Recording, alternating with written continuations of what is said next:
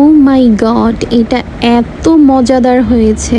যতবার এটাকে আমি গ্যালারিতে দেখছি আমার জাস্ট জিভে জল এসে পড়ছে। আমার মতো যারা পটেটো লাভার তাদের জন্য আজকের এই রেসিপিটি। এটা দেখতেই কতটা দারুণ, ভাবা যায় আলু দিয়ে এত মজাদার একটি রেসিপি নিমিষেই তৈরি করে ফেলতে পারবেন। আর এটা খেলে বড় থেকে ছোট সবাই অনেক বেশি পছন্দ করবে। তো চলুন শুরু করা যাক। এখানে আমি দুটো আলু নিয়ে নিয়েছি মাঝারি সাইজের। তো এটাকে আমি ভালো করে কেটে নিয়েছি। আপনারা যদি এক্সাক্ট আমার মতো বানাতে চান তাহলে অবশ্যই ভিডিওটিকে না টেনে দেখুন, কারণ এর মধ্যে আমি টিপস বলে দিব যেটা যদি আপনারা না করেন তাহলে এরকম নাও হতে পারে। তো আমি আলুগুলোকে ভালো করে ছোট ছোট স্লাইস করে কেটে নিচ্ছি যাতে করে এটা তাড়াতাড়ি সেদ্ধ হয়ে যায়। তো কাটা শেষ, এবার আমি আলুটিকে সেদ্ধ করতে বসিয়ে দিচ্ছি। প্রায় 20 মিনিটের মতো লাগবে আমার সিদ্ধ হতে। ফিরে আসলাম 20 মিনিট পর। দেখতেই পাচ্ছেন আলুটা একবারই সিদ্ধ হয়ে গিয়েছে। এবার একটি পাত্রে আমি আলুগুলোকে নিয়ে ম্যাশ করে নিব।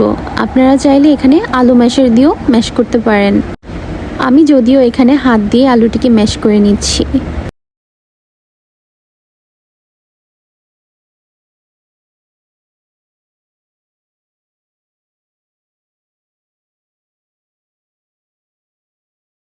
দেখতেই পাচ্ছেন দর্শক, আলুটি ম্যাশ হয়ে গিয়েছে।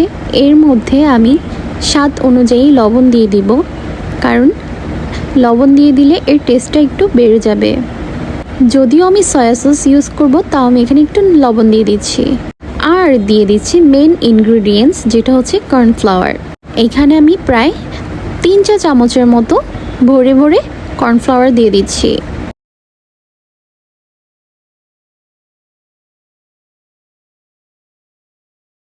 আপনারা অবশ্যই এখানে কর্নফ্লাওয়ারটাই ইউজ করবেন, তা না হলে কিন্তু এটা পারফেক্ট হবেই না।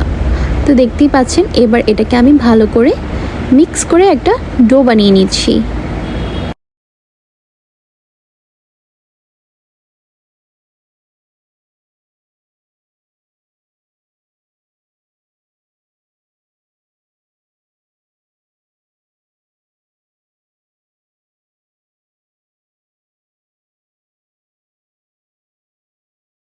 দেখতেই পাচ্ছেন দর্শক, খুব সফট একটা ডো হয়েছে। এবার এই ডো থেকে আমি একটু একটু করে নিয়ে এই বল শেপটা দিয়ে দিচ্ছি।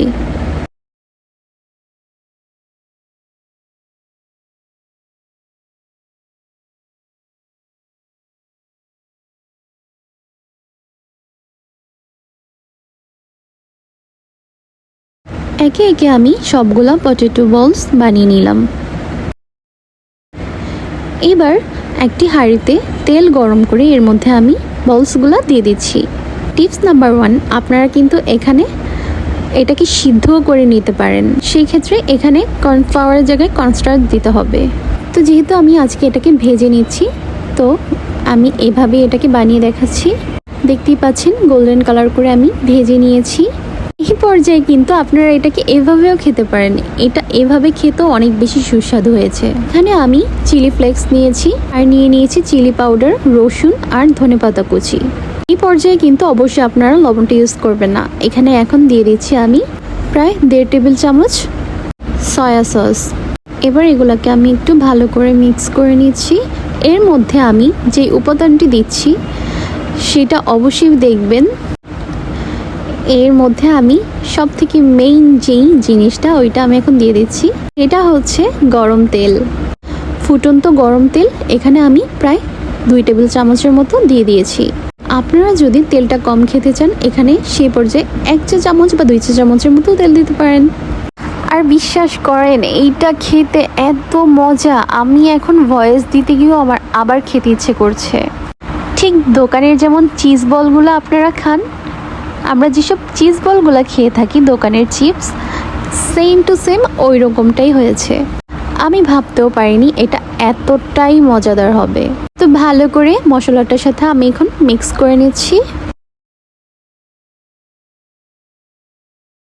এরপর আমি এখানে সাদা তিল দিয়ে পরিবেশন করে নিচ্ছি। দেখতেই পাচ্ছেন দর্শক কতটা লোভনীয় হয়েছে। এটা দেখতে না যতটা লোভনীয়, খেতে তার থেকে বেশি মজার। আমি আপনাদেরকে একটা নিয়ে দেখাচ্ছি এটা কতটা সুন্দর হয়েছে আর কতটা হালকা অ্যান্ড সফট হয়েছে। দেখতেই পাচ্ছেন আমি একটা তুলে নিচ্ছি। এইটা যদি আপনারা মুখের মধ্যে নিতে পারেন, ওফ, আপনারা অন্য জগতে হারিয়ে যাবেন, ট্রাস্ট মি। দেখুন এটা এখনও কতটা ক্রিস্পি। রোজার দিনে ইফতারের পর আমি এটাকে যখন খেয়েছিলাম আমি জাস্ট এটার ফ্যান হয়ে গিয়েছি। দর্শক, আমার এই ভিডিওটিতে যদি আপনাদের একটু ভালো লেগে থাকে তাহলে অবশ্যই আমার চ্যানেলটিকে একটু সাবস্ক্রাইব করবেন এবং ভিডিওটিকে শেয়ার করে আপনাদের আপনজনদের কাছে ছড়িয়ে দিবেন, যাতে করে তারাও এত মজার একটি রেসিপি বাসায় তৈরি করে খেতে পারেন। সবার অনেক সুস্থতা কামনা করছি, সবাই অনেক বেশি ভালো থাকবেন। ধন্যবাদ। আসসালামু আলাইকুম।